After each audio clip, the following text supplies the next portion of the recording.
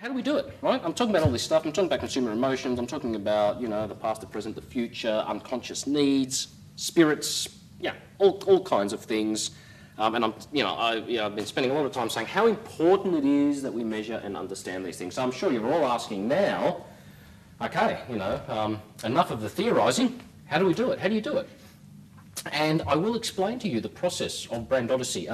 There are multiple processes in brandOdyssey, and we can also split them up into qualitative and quantitative processes, but I will outline to you today a qualitative process by which we can understand these kinds of energies and these kinds of forces that exist in the consumer in order to create the new future for your brand or product.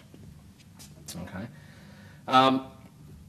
So I'm all against asking questions, right? And, so I'm sure you're thinking, well, once you get people into a room, what do? Don't you ask them questions? I mean, how do you get information from them? Well, we get information from them.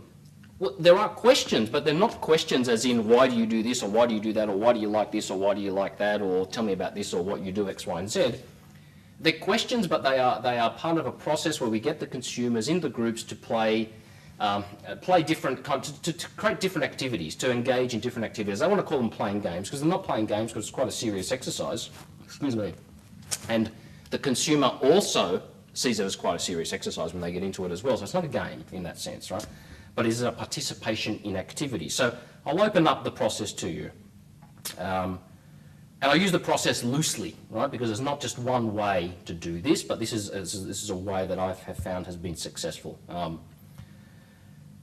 So the first thing we have to understand is that the process is essential. You've got to have a process. Even if you don't agree with the process I'm going to talk about, you've got to have a process. Because it is not enough to get a consumers into a room to get them to sit around and have a chit-chat, right? A chit-chat is fantastic when we're socialising with people, right? Sitting around on couches and chit-chatting is great for friends and having a fantastic time and gossiping and all that kind of thing. But chit-chat doesn't really have much of a place in terms of developing insight, right? Chit-chat does not help us with the insight. The chit-chat is simply just a kind of evidence of deeper forces at play that we might use, if you like. Yeah? So the qualitative process, let's start at the beginning.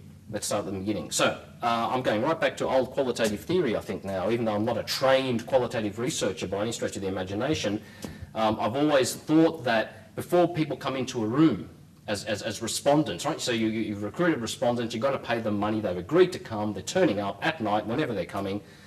Before you even speak to anyone, before anything happens at all, you've got to take something from them before they even come to the room, all right?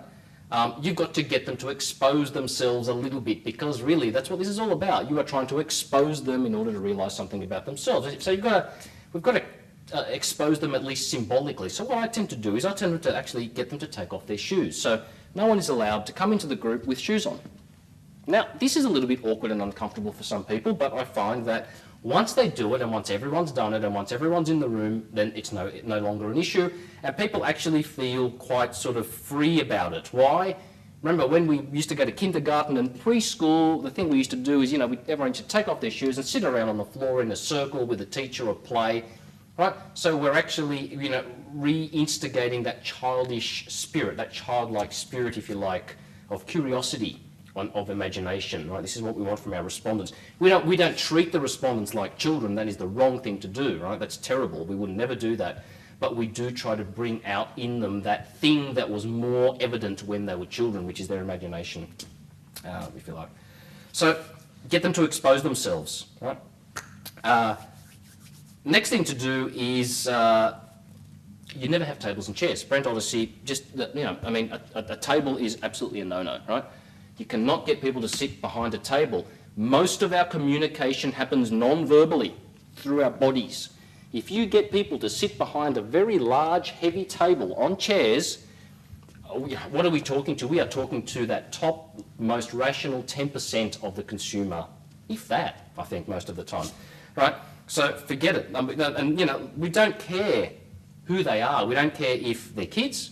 We don't care if they're teenage or adolescent women. We don't care if they're older mums. We don't care if they're CEOs. We don't care who they are. Everyone must take off their shoes and come in and sit on the floor, because you've got to strip away all of that sort of stuff from, the fact that they're this person or that person. You strip it away. Because you need to get them to expose themselves. So they've taken off their shoes, there's no table, there are only pillows and mats on the floor, everyone sits on the floor. Believe it or not, when I first recommended that we do this, everyone used to stare at me in horror because they thought that, oh my God, who's going to do this? Who's going to take off their shoes and sit on the floor? Now, I've found that every respondent, 99% of respondents, do not have a problem with this. The only problem I have found with this is that other researchers have a problem with it as well, because the researcher also has to take off their shoes and sit on the floor as well. Now, I'm going to be very unpopular for saying this, but I say to you, if you're a qualitative researcher and you are yourself uncomfortable about taking off your shoes and sitting on the floor with your respondents, you're in the wrong business, right? You're totally in the wrong business, right? You should find something else to do. You should probably become a quantitative researcher or something else where you design questionnaires and get that kind of measurement. Because if you can't get the realization about yourself happening, you really, you have no chance of facilitating that session in order to do that themselves. Now, having said that, I think that everyone has the capacity to do that, right? Everyone has the capacity to do that. If you don't have the capacity to do that, you probably wouldn't have been a researcher in the first place anyway, right?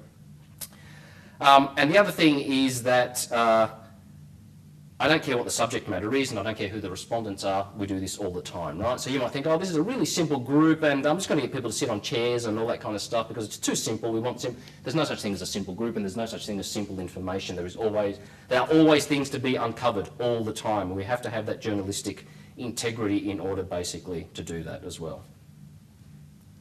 The other thing I've got to say is don't be tempted to go halfway and put couches in the room and get people to sit on couches with a table, a coffee table, right? I know you'd be tempted to do that because of people's comfort, so to speak.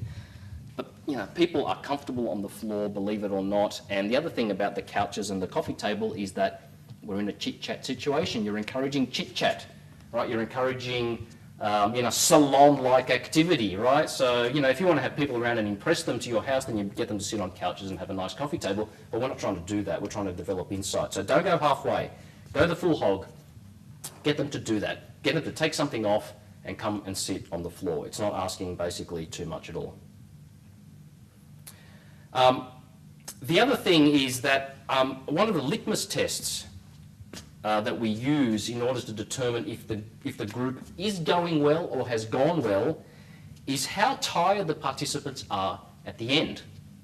If we've got tired participants at the end of the group, and I'm talking long group, I'll explain to you how long the groups are, but we're talking 3-hour groups or 3.5-hour groups for brandOdyssey most of the time, right? We're not talking about short groups. If the respondents are tired at the 2-hour or 2.5-hour mark or 3, at the end, it means that we haven't done our job properly. It means that we have not unleashed the imaginative spirit, right, or that realization that we want to unleash, because I have found with this brandOdyssey process that after 3 hours, the respondents are generally, if the group's gone well, and I can't say that every group goes equally well, but if it's gone well, the respondents are more energized than when they came in. They're more energized than when they came in because they have unleashed and realized something about themselves, okay? And that's what life is all about, and that imbues them with that life spirit. So tired respondents at the end of a group are not an indication that, that the group's gone well. It's an indication that you've basically run a Q&A session where respondents have constantly had to defend and justify their own opinions and attitudes, right? We don't ask anyone to justify any opinion and attitude.